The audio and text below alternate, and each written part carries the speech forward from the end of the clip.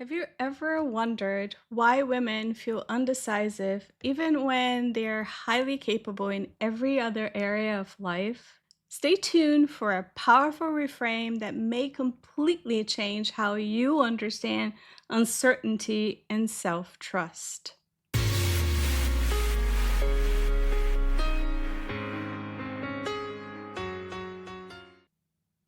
Welcome back to the Resilient MD, the podcast and YouTube channel where we have honest conversations about medicine, burnout, resilience, and how to care for others without losing ourselves in the process. I'm Dr. Anna McDowell, certified life coach, allergist, and your host. Today's episode is about something many women quietly criticize themselves for: being undecisive, not knowing what they want, taking too long to make decisions, changing their minds, feeling uncertain about what direction to take.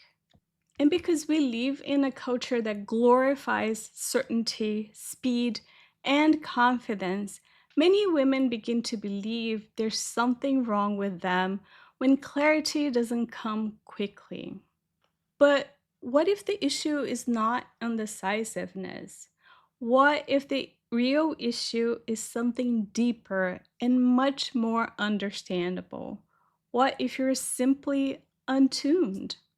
Not broken, not incapable of making decisions, just disconnected from your own internal signals after years of prioritizing everyone else's needs, expectations, timelines, and comfort above your own.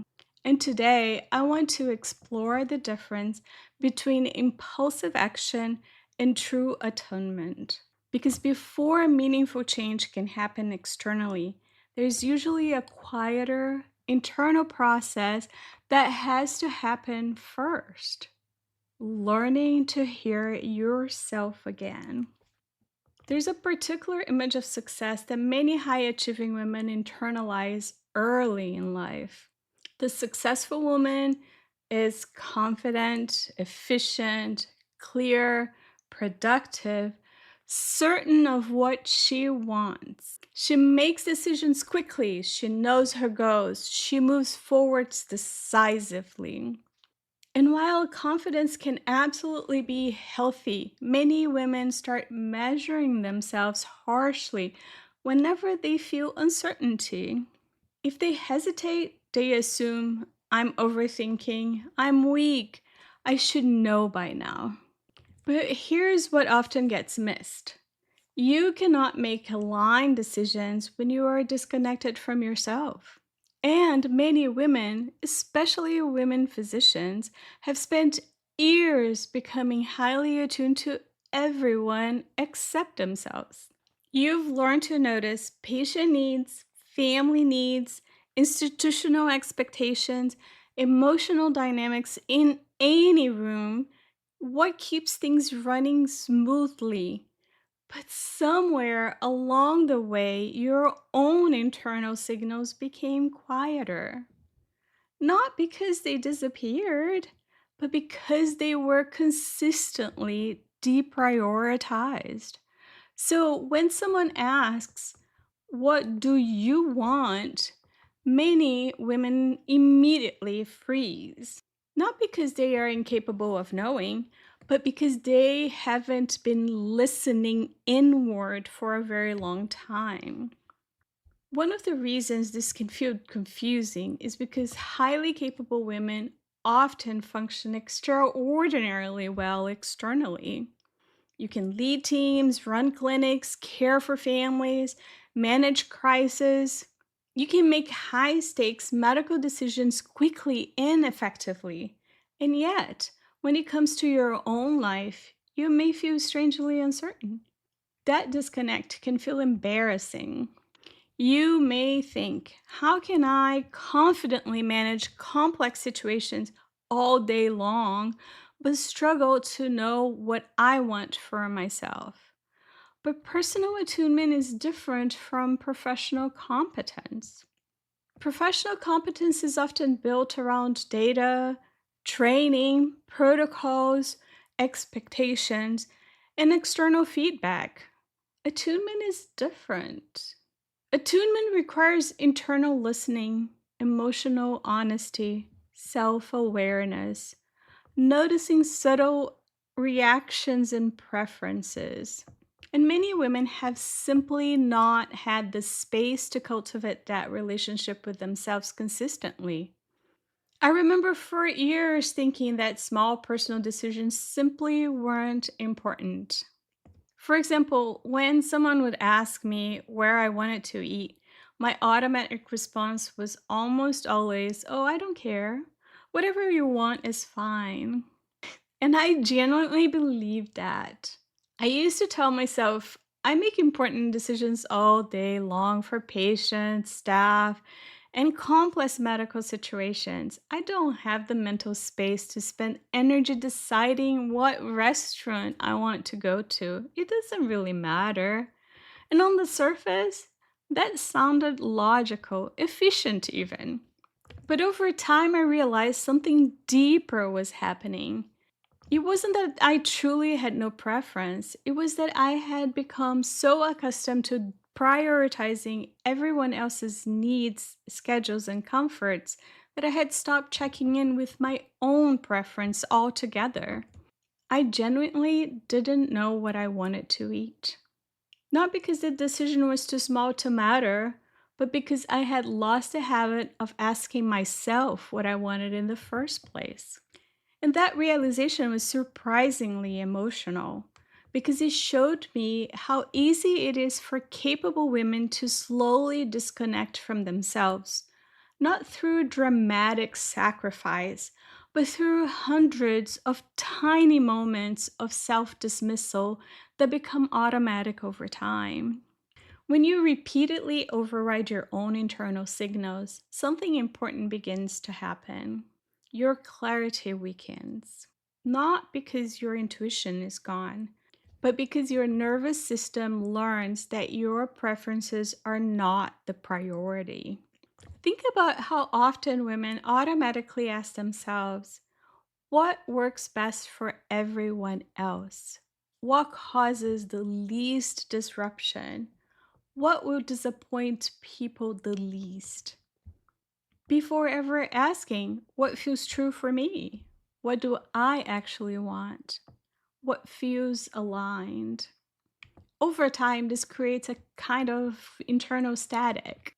Your wants become harder to access because they are consistently interrupted by obligation, guilt, people pleasing, performance, fear of disappointing others. And eventually, many women interpret this internal disconnection as undecisiveness. One of the things I think we need to normalize more is that thoughtful decision making often takes time, especially during periods of identity change. But many women become uncomfortable the moment uncertainty appears. They rush towards action because uncertainty feels intolerable. So instead of listening deeply, they force clarity, they seek certainty externally, make reactive decisions just to relieve that discomfort. We don't realize that relief is not the same as alignment. Fast decision can sometimes become a way of escaping discomfort instead of understanding it. And this is especially important during transitions. Because when your identity is evolving, your internal world needs time to reorganize. You are not meant to instantly know who you are becoming. This is where the real work begins, not with action, with atonement. Atonement means slowing down enough to notice how your body responds to certain environment, what conversations energize or drain you, what creates constriction versus expansion, what consistently creates resistance inside you. And this requires a different pace than many women are used to, because attunement cannot happen in constant urgency. It requires pause, reflection, emotional honesty, enough quiet to hear subtle signs. This is why many women suddenly begin hearing themselves more clearly only after life slows down. Not because they became different overnight, but because the noise decreased enough for their own voice to become audible again. Before we move on, I want to pause for a moment. I'm curious, have you been feeling exhausted, discouraged, or frustrated and not quite sure why?